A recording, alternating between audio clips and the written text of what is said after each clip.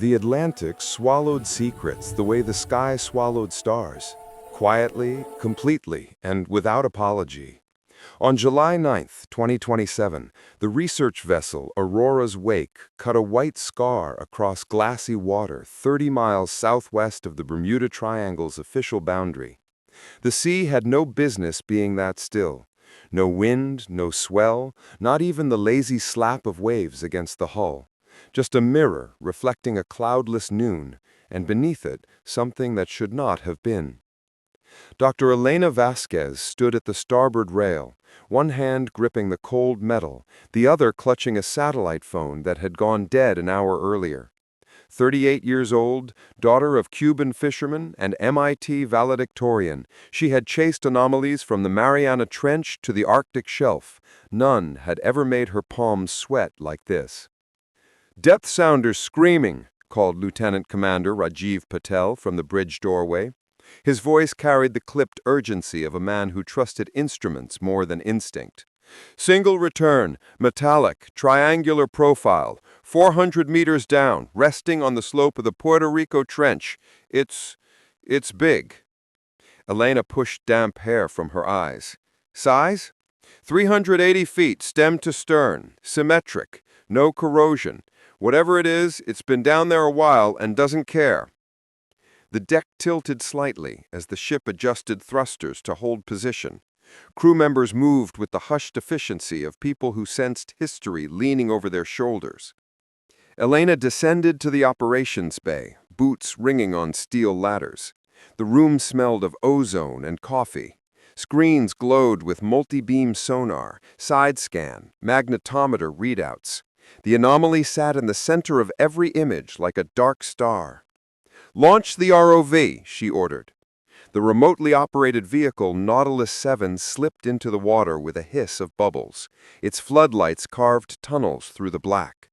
At 200 meters, the temperature dropped 6 degrees. At 300, the pressure gauges twitched as if the ocean itself exhaled. Then the feed stabilized, and the newsroom back in Washington, monitoring via encrypted burst transmission, collectively forgot how to breathe. The object was flawless. An equilateral triangle, edges sharp enough to cut light, surface a matte silver that drank illumination and gave nothing back. No barnacles, no silt, no scar of time. Along each face ran hair-fine grooves that pulsed faint indigo every 108 seconds. The magnetometer flatlined. Compass needles spun like compass needles in love. "Biofilings present," murmured Dr. Marcus Okoye, marine biologist, leaning so close to the screen his breath fogged it. "But it's cultivated. See the spiral patterns? That's not random. That's agriculture." Elena's pulse hammered in her ears. "Bring us closer." The ROV's thrusters whirred. 10 meters from the hull, its cameras caught a perfect circle, 15 inches across, rimmed in soft gold. Another beside it. Another. Hundreds, arranged in constellations that matched no human chart. Then the nearest circle irised open, not mechanically, organically, like an eye. A murmur rippled through the ops bay. Someone crossed themselves. Something drifted out. Not debris, not a probe. A pod, 6 feet long, translucent, cradling a shape that was unmistakably human. "Surface now," Elena snapped. "Recovery team to the moon pool." 20 minutes later, the pod lay on the non-skid deck, condensation beading on its surface. The figure inside wore a 1990s Navy dive suit, insignia faded but legible, USS Halibut. The name tape read Cooper, T. The man's eyes were closed, chest rising in slow, rhythmic breaths. Frost feathered the inside of the pod lid. "Impossible," Rajiv whispered. "That sub went missing in '95. No wreckage, no bodies." Elena touched the pod. Warm. "Open it." The seal sighed. Filtered air spilled out, smelling of ozone and salt. Captain Thomas Cooper opened his eyes, clear, blue, 30 years younger than the ocean had any right to return. "Where's my crew?" he rasped. The Aurora's wake became a fortress. Black helicopters thumped overhead, satellites realigned. In a briefing room smelling of fresh paint and panic, Elena faced Rear Admiral Grace Nakamura, J2 Intelligence. "Containment first, then answers," Nakamura said. Elena's voice was steel. "He's breathing. He's human. He gets medical, not interrogation." Cooper sat on the edge of a cot, IV line in his arm, staring at hands that hadn't aged a day. "We found it," he said softly. "July 12th, 1995. Thought it was a wreck. Dropped the DSRV to tag it. Then the lights came on. Not ours. Theirs." He described a chamber vast as a cathedral, walls that sang in frequencies that bypassed ears and went straight to the spine. Figures tall and luminous, skin like moonlit water, eyes black from lid to lid. They had not spoken. They had shown him. Images of Earth from orbit, of dolphins weaving through coral like threads in a loom, of human ships vanishing into light. A promise or a warning. "They kept me," Cooper finished.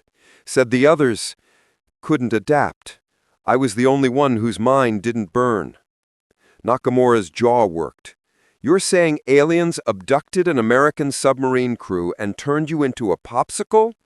"I'm saying they saved me," Cooper corrected, "and they've been waiting." For what, no one asked. The answer arrived at 0300 hours.